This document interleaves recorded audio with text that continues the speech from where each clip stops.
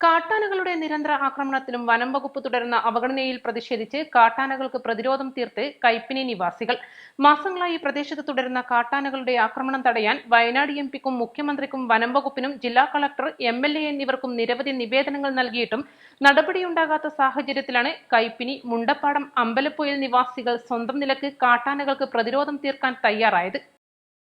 അമ്പലപ്പൊയിൽ നവദീപം കലാകായികവേദി പ്രവർത്തകരും പ്രദേശവാസികളും ഒന്നിച്ചപ്പോൾ കിലോമീറ്ററുകളോളം ദൂരത്ത് സോളാർ ഫെൻസിംഗ് തയ്യാറാവുകയാണ്. 1 ലക്ഷം രൂപയിലേറെ പിരിവെടുത്താണ് ചക്കുറ്റി, മുണ്ടപ്പാടം, അമ്പലപ്പൊയിൽ, മണ്ണാത്തി ക്ഷേത്രം, നീലഞ്ഞി വരെ ഒറ്റ ദിവസം കൊണ്ട് നാട്ടുകാർ ഫെൻസിംഗ് നടത്തിയത്. കുറച്ച് പ്രവൃത്തികൾ കൂടി നടത്തി വെള്ളിയാഴ്ച ലൈൻ ചാർജ് ചെയ്യാനുള്ള തയ്യാറെടുപ്പിലാണ് പ്രദേശവാസികൾ. കഴിഞ്ഞ 2 ആഴ്ചയായി പ്രദേശത്തെ കൃഷിയിടങ്ങളിൽ കാട്ടാനക്കൂട്ടങ്ങളുടെ വിളയാട്ടമാണ്. രാത്രി 8 മണിയായാൽ വീടിന് പുറത്തിറങ്ങാൻ പറ്റാത്ത അവസ്ഥയിലാണ് നാട്ടുകാരിപ്പോൾ.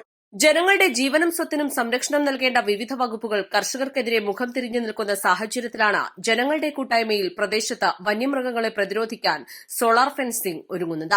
പ്രദേശവാസികളും കമ്മിറ്റി ഭാരവാഹികളുമായ സുബ്രഹ്മണ്യൻ, ശശിധരൻ കാവനാൽ, AK രാമചന്ദ്രൻ, രാജു തൊട്ടുങ്ങൽ, അനിൽ ആര്യാട്ടിടത്തിൽ, KN ഹരീഷ് എന്നിവരുടെ നേതൃത്വത്തിലാണ് പ്രതിരോധ സംവിധാനം നടപ്പിലാക്കിയത്.